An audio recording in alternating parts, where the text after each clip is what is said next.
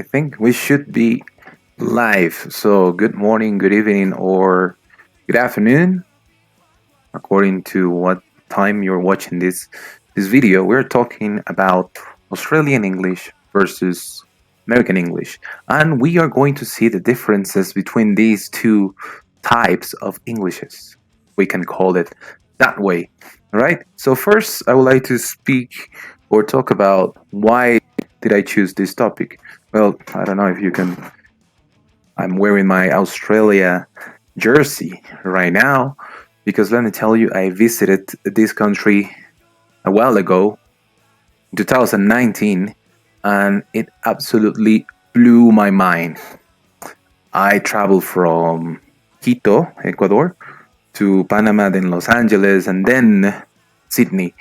It was a long trip, let me tell you, yes, but it blew my mind and also captured my attention the way they speak over there. Okay, so first of all, let me show you a couple of pictures so you can be in the mood, in the Australian or Aussie mood, so you can understand my presentation better. All right, so first, yeah, that's our soundtrack for the time.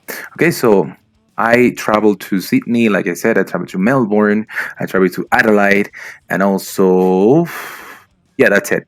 Okay, so let me show you a couple of pictures. This is, for instance, this is Melbourne during the night, which is absolutely stunning.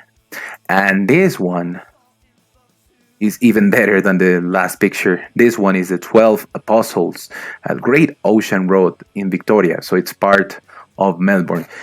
I thought that I was only be able to see this at the Windows desktop background, something like that. But I saw it myself.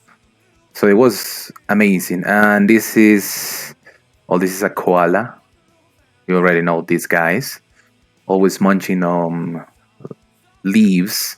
And this is me and my wife in Sydney, the Sydney Opera House. We were really close to that. And this is me in the Opera House, right? I didn't get to enter because it was really expensive. So I just took a picture outside that. All right. So yeah, enough introduction. Let's get to it. Let's get to Australian English versus American English. All right. So this is our topic for today, Australian English versus American English. That's my name. My name is Juan Andrés Tigredo. But first, let's consider some theories, like our friend Inspector Gadget says, right there. Why? Well, before talking about different types of English in the world, we have to consider some theories to understand. So first, Cartius. Cartius was someone who considered a type of theory considering circles.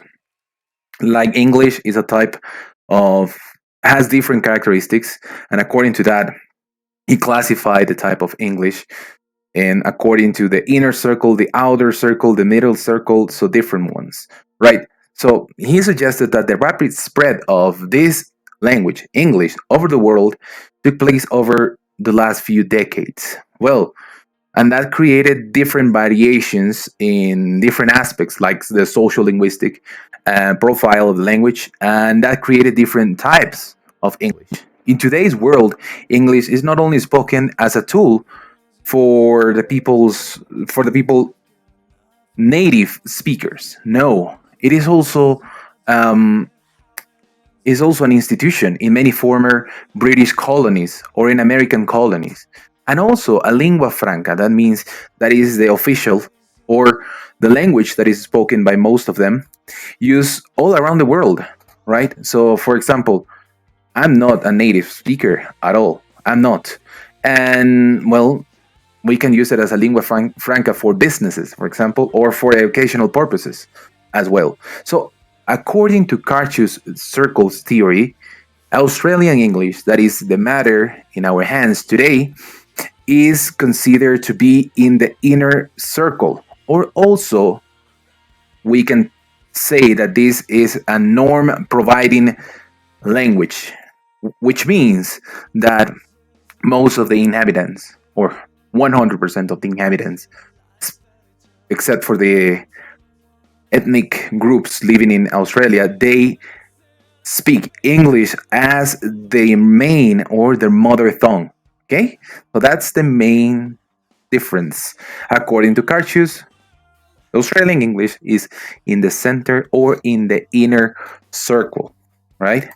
Now, considering this theory, Mayer, another expert in languages, he said, according to his theory, the world system of standard and non-standard Englishes, according to his theory, Australian English is part of the supercentral varieties or the standard type of Englishes. So, like I said, that means that people living in these countries, they use this language as their mother tongue, right?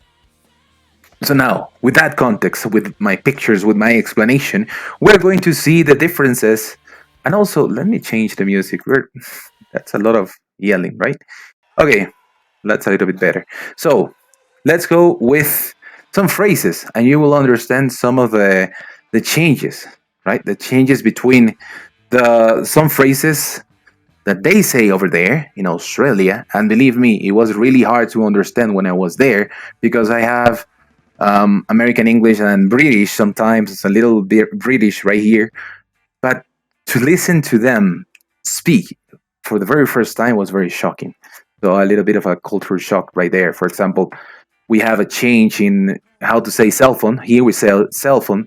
Over there they say mobile phone, right? The first phrase that I have right here, it's fair go mate, fair suck of the sauce bottle, or fair crack of the whip. You say, why are they talking about a bottle? Are they talking about some bottle of tomato sauce or mayo or mustard? Who knows? Why do they say this? Well, this one has a little bit of uh, political on one side and also cultural meaning. Why? Well, first political because it was used and coined by a prime minister, former prime minister of Australia called Kevin Rudd. And well, he used this in his rallies to try to appear more to the people, to the masses, right? But what does it mean? It means to demand to be treated fairly, fair suck especially. And that one goes back to the struggling times of some Aussie families or Australian families, which they were sharing the tomato sauce bottles. So that's why it's a fair suck or a fair whip. So they were even controlling the amount of tomato sauce that each of them were using. Okay, so or were eating because there were really hard times that they were going through, so they had to be extremely careful of how much tomato sauce they share with each other. So it's to demand to be treated fairly because of that. So there you have a little bit of cultural background of this phrase, right? And also, we have a variation of that, and it's used in handbags, as you see right here. First talk of the salve, mate. And you say, what is that? Is you got to be kidding me? Okay, so over there, you have the differences. So they use a little bit of words that I use to describe, for example, food, and also mate. You know, mate is friend or pal in English, in American English. All right, let's go with the next one. This one, no worries, mate. She'll be right. And you say, are they talking about a female? Are they talking about a female, especially? Yeah, but this one is used well everywhere. For example, you can say, if you're driving your car and you hear, in Australia, of course, you're driving your car and you hear a strange sound, and you think, what's going on? And your friend says, don't worry, mate, she'll be all right. And you say, what? Why are you talking about she? Because my car is it. You will say, don't worry, my friend or mate, will be all right. So nothing will be wrong. Everything will be fine, just fine. But whenever they refer to a situation like this, like you don't have to worry, they add this she. right? For example, the car, she'll be all right.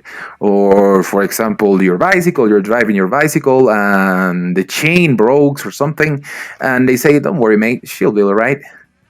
And that means that everything will be fine. You don't have to worry about anything. Don't worry about a thing. Everything will be all right at the end.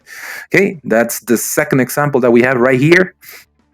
This one has a little bit of historical background. As you know, Captain Cook was the first British explorer to ever draw the map of Australia. So they say something like this: have a Captain Cook. Say, what's going on? What are they referring to Captain Cook? What is this? So, well, let me change the music once again. Okay, that I think that's much better. Okay, Captain Cook. You say, well, let me tell you, the first time that I heard about this, I thought maybe they are referring to Captain Crunch, like the cereal. But then I said, no, it has nothing to do with cereal. We're not eating it at all. So it's to have a look, to check something up.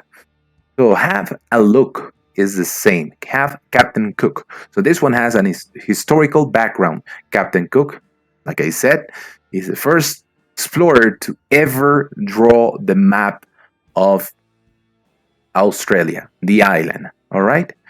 Next one, we have something that has a little bit of cuisine flavor to it, or a little bit of gastronomical background. This one, what's the John Dory? And you say, John Dory. What is it? I mean, has nothing to do with anything, right? Actually, John Dory is a fish that they eat. They can eat it. That's why I put the fish right here. They can eat it grilled or deep fried, especially with mash or with chips. Chips, not fries. Remember, you are in Australia. Chips or crisps. Both of them are right. What's the John Dory? So that means what's new? What's the new story or gossip? Or what's going on? Why John Dory? Well, it rhymes with story. What's the story? That sounds boring, right? Oh, that rhymed. But it's not the same. I mean, it's not. It's not the story. It's not that fun to say. That's why they said it. What's the John Dory? And right here, they're using a little bit of a typical dish. That is this fish that is deep fried. That they use it to eat during their gatherings. I don't know.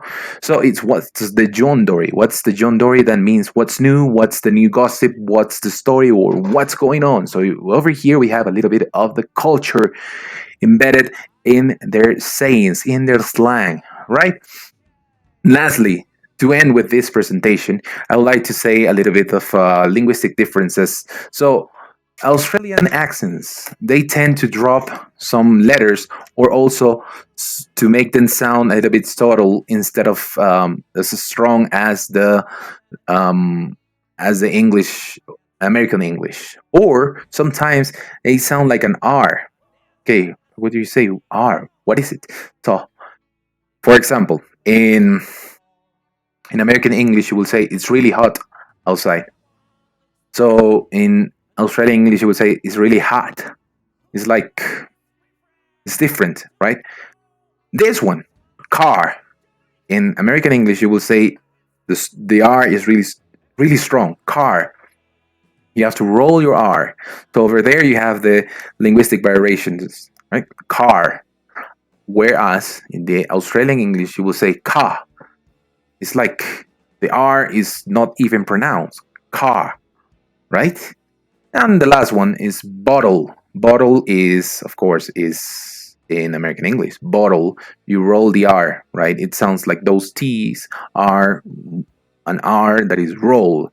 Whereas in the Australian English is bottle, right? It doesn't sound as strong as the American English. All right, so that has been all for today.